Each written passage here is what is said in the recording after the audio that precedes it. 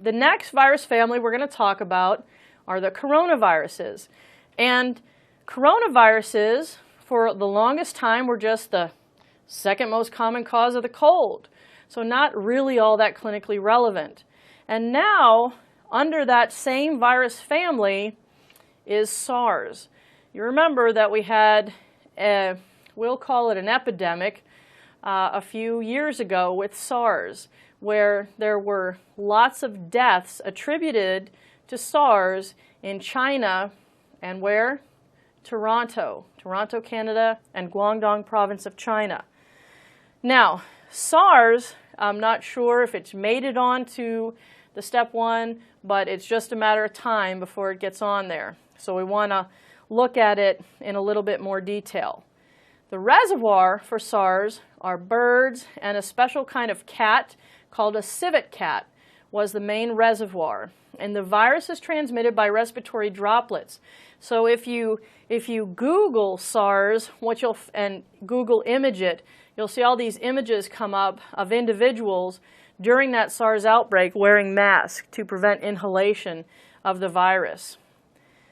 The original case of SARS is thought to have jumped directly from animals to humans, okay? And that is somewhat unusual for a viral infection, okay? Now, SARS is something that causes atypical pneumonia, although there are very specific parameters that are still needed for diagnosis, okay?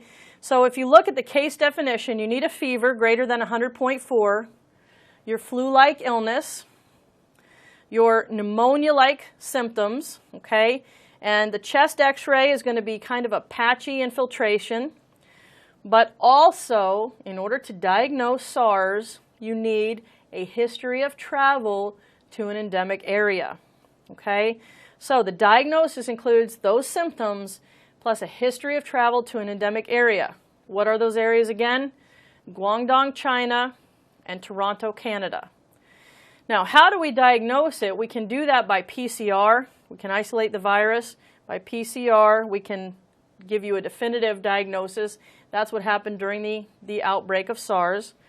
And treatment for SARS at the time was mostly supportive, but now they're playing around with ribavirin as a treatment for SARS, as well as interferon, and those are actually looking fairly good as the drugs of choice for treatment of severe acute respiratory syndrome.